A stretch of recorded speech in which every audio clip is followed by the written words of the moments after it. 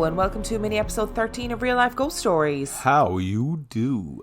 Two quick reminders before we get into some serious tales this week. Number one, don't forget to join We Need to Talk About Ghosts Facebook page for their paranormal quiz on Saturday the 4th of April at 8 o'clock UK time. Me and Dan will be making a special appearance. Yes, and we will. The second thing is make sure to subscribe to our YouTube channel. The link is in the description. There will be an episode hopefully this week. Towards the end, maybe. Towards the end of the week, Dan's like, oh God, I need to learn how to edit video. I've got three gorgeous tales for you this week. Are you ready? No, I'm never ready for these, but these are the ones that freak me out the most. Story number one comes from, I think it's Maitlin. I'm sorry if I got your name wrong. Let's do this.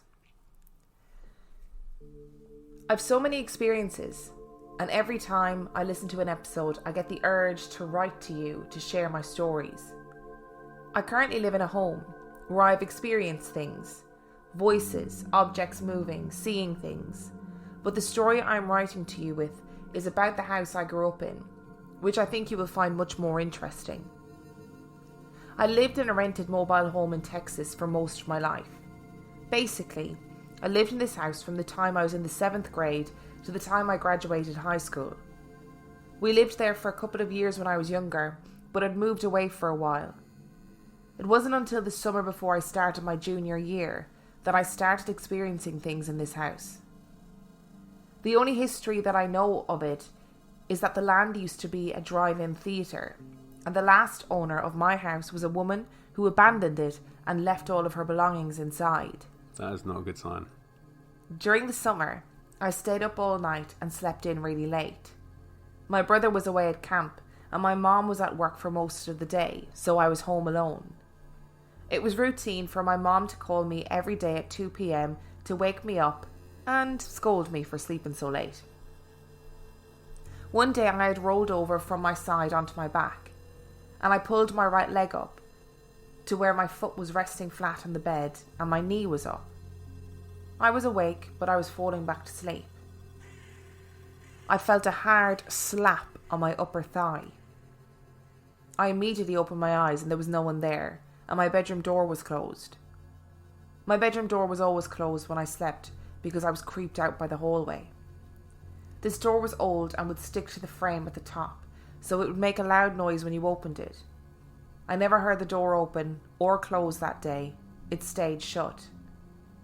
I checked my phone and it was 1:58 p.m. I still assumed that someone had tried to wake me up, and I was confused because I thought I was home alone. I got up and went to check the house. No one was there. I went to the door and the deadbolt was locked. No one ever locked the deadbolt when they left the house, just the lock on the doorknob, so I thought it was weird that my mom had locked it when she left. I called her and asked why she had locked the deadbolt, and she said she hadn't. After that experience, I started hearing footsteps in the hallway. I could never explain the footsteps because they sounded like boots on hardwood floors, but we had a carpet throughout the house. I remember one night my mom and I were sitting on the couch, which was straight across from the front door. We both heard the boots walking, so I got up and checked out the peephole because my mom thought it was someone walking up onto the porch. There was no one there, and when I pulled away from the peephole, I heard, clear as day, the same footsteps in the hallway right next to me, walking towards me. We had also started to notice that our dog would go and sit at the doorway to my room and stare at the wall for long periods of time. At this point, enough had happened to where we were all intrigued. My brother and I, who was maybe 10 at the time, decided to do our own EVP session in my room. Feel free to laugh because this piece of the story is hilarious. That day we sat on my bed and started asking questions. I asked something like, "Why are you here?" To which my brother farted really loudly.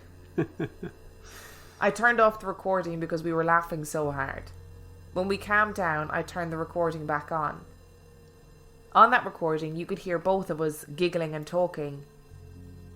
And over our voices, you could hear a deep, raspy male voice say, "That was funny." Oh, God. Which blew my fucking mind because it was basically laughing at us. I'd started smelling cigarette smoke throughout the house, and no one in our home smoked.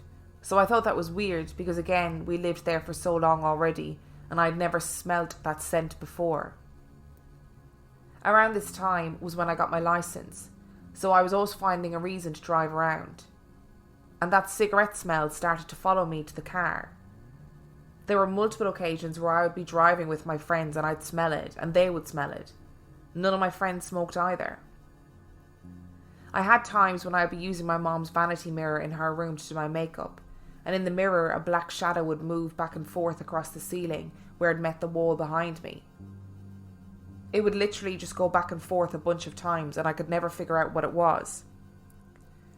I caught a lot of shadows out of the corner of my eye, like someone was leaning forward out of the hallway peeking at me. But the creepiest thing that happened to me while I was there was one night it had been raining really hard and we lost power a few times. At one point I woke up and the TV was off, but the power was back on. I hated sleeping in the dark because I just felt so uneasy. But I looked around and I was like, oh, this isn't that bad, I'll just leave it off. So I went back to sleep. I woke up again because I could hear the click of the power going out. And when I opened my eyes, I had a face staring back at me, less than a foot away from my face. I couldn't tell if it was male or female, it was just a plain face with no expression. I freaked the fuck out. I pushed myself up and back into the corner and got the flashlight on my phone to come up. In that time, the face slowly moved backwards, never changing, and then it just disappeared. I was never in my bedroom without some kind of light after that. I slept with my TV on always, and for a while I slept with my phone flashlight on too. I know that my mom and my brother have experienced some things as well. My mom has told me that she felt someone sit down on the bed next to where she was laying. My brother told me that once he had fallen asleep on the couch and woke up to something pushing down on his chest. He said that it pushed down on him so hard that he could feel the couch cushions sinking beneath him. I remember that night because he came into my room scared and asked if he could sleep with me. This is where it gets even more creepy. This house was one of 3 mobile homes on that property. My brother's friend moved into the one next to ours, and she recently posted a Twitter thread with her own experience. Her family eventually moved into the 3rd home, and my mom and my brother moved into the 2nd. The first one is currently being remodelled. I've attached her thread so you can read that too. And this comes from @KYVVVH on Twitter. So I used to live in the house right next door to my current house. My room was left as soon as you come in the door, down a hallway. The hallway was always kind of eerie, so I always kept my door shut at night. That's important, remember that. This specific night, I went to sleep around 11, which was early for me, because I had school the next morning. I got into bed, shut my door, and went to sleep. Out of nowhere, I was shook awake by my best friend, Brianna. She told me, "Kaya, shut the hell up, you're talking in your sleep." I was half asleep, and I was like, okay, my bad, and went back to sleep. After a few seconds, I thought, holy crap, Brianna's here, what the fuck, I haven't seen her in years. So I rolled over and started talking to her. I asked her when she got here and what we were going to do tomorrow, etc. After about 2 minutes of conversation, she goes, "Just go back to sleep and we'll talk tomorrow." She put her leg over my body, held my hand, and I rolled back over to go sleep. Not even 30 seconds after that, there was a huge pressure on my chest, and I felt her hand and her leg let go of me. Instantly, it felt as if there was someone or something right in front of my face. My eyes were closed and I absolutely did not want to find out if there really was something in front of me. After what felt like forever, I felt like I was about to suffocate with the pressure on my chest. My heart was racing. And all of a sudden, I hear footsteps running towards my door. Closer and closer, and I swear I was going to have a heart attack. The footsteps reached my room.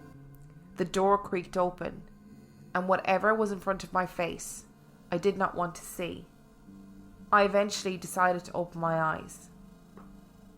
The second I open my eyes, the pressure is relieved off my chest. Nothing is in front of me, but my door is wide open. I rolled over to tell Brianna, and she wasn't there. She was never there. I stayed up until sunrise. There was absolutely no way I was going to sleep a wink. I called Brianna that afternoon to ask her if she was over last night. It would have been impossible though, she lives 2 hours away. She told me she was never there. She hadn't been there in 2 years. To this day, I have no explanation on what the hell happened that night. I just know it was terrifying. Luckily, a few weeks after the incident, I moved out. To next door. Which sucks, but it's better. Creepy stuff still happens, but it's always been that way. Nothing nearly as bad as that though. Oh my gosh. So the person she thought was in bed with her was never there, and then that person disappeared and a different force came and sat on her almost. Yeah, and then something ran towards the door. The rest of it, I think, okay, fine. Maybe it was sleep paralysis, maybe it wasn't. But it's the sound of somebody's footsteps running towards your door. I would shit myself. It's not good. Like, it's well scary. This is a very scary story. And it had me from the moment that she said, the previous owner moved out and left all her things behind. Yeah, that's never a good sign. I mean, it normally means that they're dodging payments. If we were going to move into a new house and they were like, oh, weirdly, the previous owner left all their stuff behind, you can take what you like from it. I'd be like, no, thank you. We'll look at another house. Yep. See you later. Need. Yeah, because you know what it made me think of straight away, don't you? Which one was it? The Skinwalker Ranch or Stardust Ranch? One whichever one it was, yeah. So in that story, they go to move in and all the stuff is left in the house, and we'll leave it there. I'm not going to tell you any more of that story. But that's what it made me think of, and I was like, oh no, what is going on here? And then it was like, I don't know, the guy ghost that they caught on after his brother farted, which is quite funny. Which is hilarious, yeah. He just seemed to be in on the joke. Like, didn't seem very threatening, and he just felt like he was sort of like... No, and it felt a bit residual with the stomping around in the boots on wooden floor. I wonder if he was a projectionist. A projectionist? Yeah. Okay, because it was an old movie theatre. Or I wonder if before that... It was a drive-through theatre, wasn't it? Yeah, before that it was something else. I'm very much picturing the drive-through theatre in Fallout 4 at the moment. I'm pretty sure it didn't look like that. Well, who knows? Maybe it did. Yeah. But man, that is some freaky stuff. And it all seems to be like around that area, doesn't it? In those 3 plots. Ooh. Oh, I don't like it. I don't like it. The expressionless face. Yeah, waking up with a face anywhere near you is like... It gives me the heebie-jeebies, first even when of it's all. your face. Thanks very much. But, I mean, my face with no eyebrows, we all know is quite scary. But the fact that it didn't just disappear, that it moved away slowly. If it just disappeared...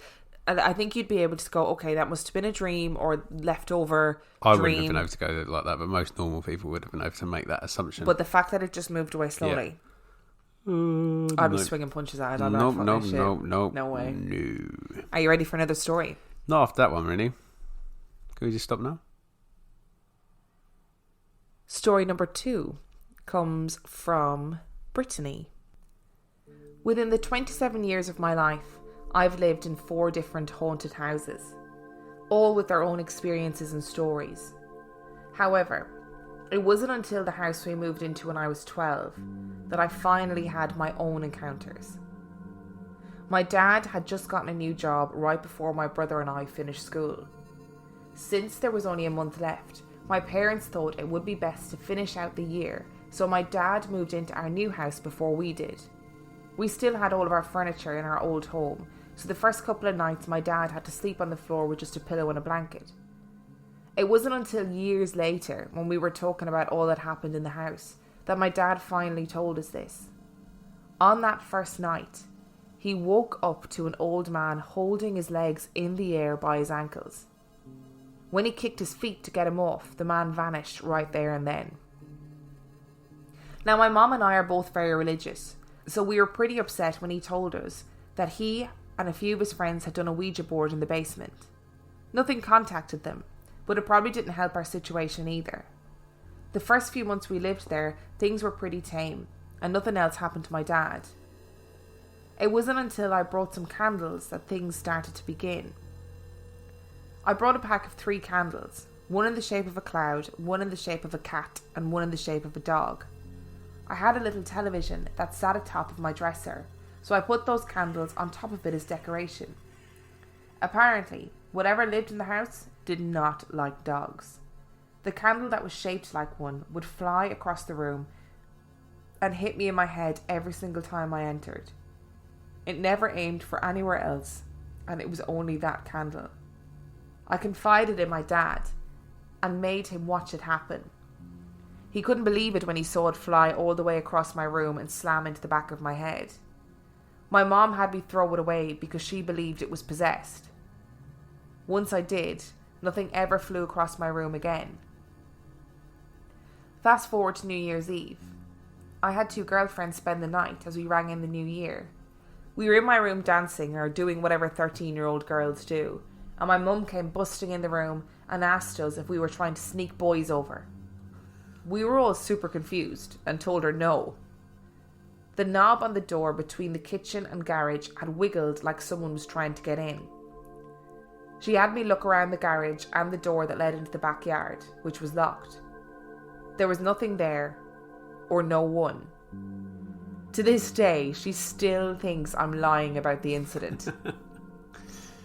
About a month after that, my brother and his best friend were working out in the basement while my mom, dad and myself were asleep in our rooms. They came running upstairs, yelling and asking if any of us had went downstairs. Of course we had all just woken up, so it wasn't us. We couldn't even chalk it up to being the cat because she was asleep on my parents' bed. They were both freaked out, saying they'd heard the basement door open and close and heard footsteps coming down the stairs. But no one ever appeared. While these were all pretty tame incidents, the next moment is a memory I will never forget. I had randomly woken up in the middle of the night because I felt a strong presence next to my bed. When I finally gained full consciousness, I saw a girl standing next to my head, in an 1800s style dress with long curly hair, licking a very large and round lollipop.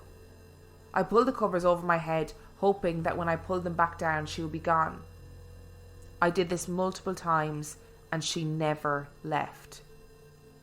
It was one of those moments that probably only lasted 5 minutes, but it felt like it lasted 30. I just kept the covers over my head and was intently praying that she would leave.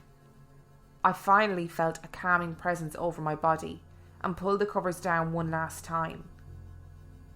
When I did, she turned and ran into the wall and disappeared. Oh. After that, I hadn't seen anything ever again. But I definitely always felt a presence watching me, especially when I was home alone.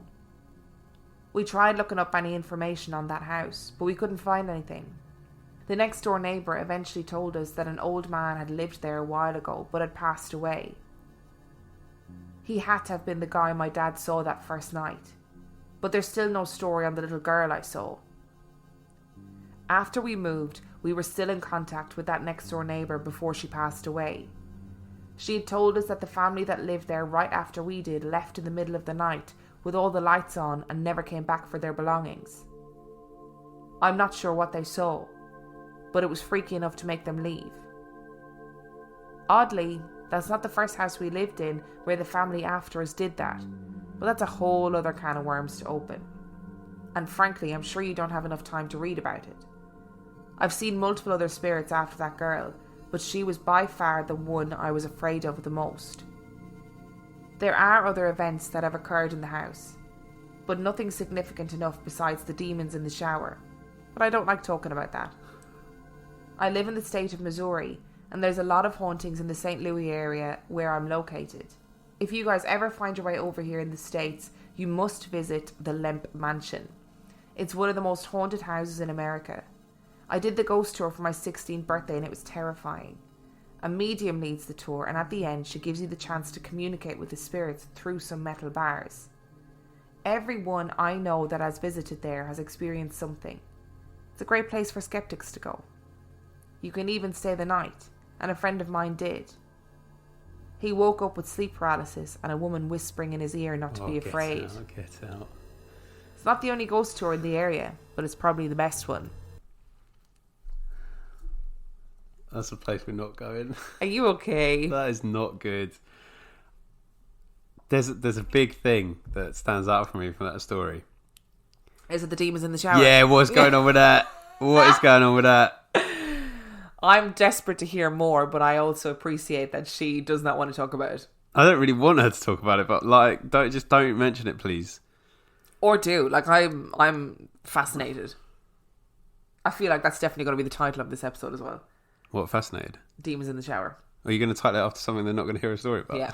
Okay. Don't care. That's pure clickbait. That's what that is. Okay, right. Let's unpack this a little bit. So we've got the dad doing the Ouija board in the basement, which leads to an old man holding his legs up in the middle of the sleep. Right. The only thing I can think of is that this old man ghost came into the house and then found a random man sleeping on the floor and was trying to get him out of the house. Yeah, that's what it sounds like. But that's still really weird. Imagine waking up with your legs in the... you probably have, haven't you? Woken up with your legs in the air because you move quite a lot in your sleep. Yeah, probably. But imagine waking up with your legs in the air and then seeing someone holding them. I once woke up stuck between the bed and the wall. That doesn't surprise me either. When I used to sleep in my nana's house, and there was like a gap. I'm fairly sure my sister was in the bed with me. So Sarah, if you're listening, you need to text me about this one. And I can remember waking up stuck between the gap in the wall and the bed, and I had to wake her up and get her to pull me out. It doesn't surprise me, but it's still hilarious. Yeah. Imagine though waking and having someone, old man, holding your legs. Oh. Sorry, I'd be more concerned about the little... Hang on, we get into that. I'm doing it in consecutive order. Okay, continue. Then we have got the guys working out in the basement. Oh, Heard someone coming in and out of the basement, coming downstairs. Nope, that is why I don't like basements. Gross. Get rid of your basement. That's why I say fill it in with concrete. Boom. And then, I don't think you can do that though, can you? Because it's structurally not Probably very good. not. No. And then we're with this little girl who's eating a lollipop and walks through the wall. Because I was going to say, like, it's, you know, when you hear that first and you think, oh, she's just woken up and, again, sleep paralysis or a dream. But when you're, like, covering your face with your duvet and she's still there. I wouldn't look again. Why?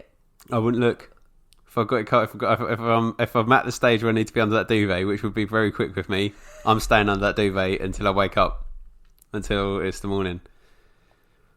I think the only thing that's made the little girl a little bit less scary for me is I can't help but picture Monty Burns as a little boy. Do you remember? And there's that where he's dressed and he's got the lollipop. Yeah, that's what I had in my head. So it was slightly less scary. It's the Bobo episode. Yeah. Bobo episode. He's that. So that was slightly less scary. But then going out through the wall as well. It's very mad. I can't deal with it. So if you enjoyed this week's episode, don't forget to go on to We Need to Talk About Ghosts Facebook page for the paranormal quiz, which is on... Can we call it a quiz down? A showdown, but like a quiz down, or the supernatural showdown. Let's call it that. Oh, I like that. Yes. Supernatural showdown on Saturday at 8 o'clock UK time on Facebook Live on the We Need to Talk About Ghosts Facebook page. If you haven't subscribed to our YouTube channel, please do. The link is in the description. If you want to contact us, there are 1,000,001 different ways to do so. You can contact us on Instagram. I'm on Instagram at Real Life Ghost Stories. Dan is on Instagram at 50p Movie Club. You can find us on Twitter at Real Ghost Pod. You can send us your stories to reallifeghoststoriespodcast@gmail.com.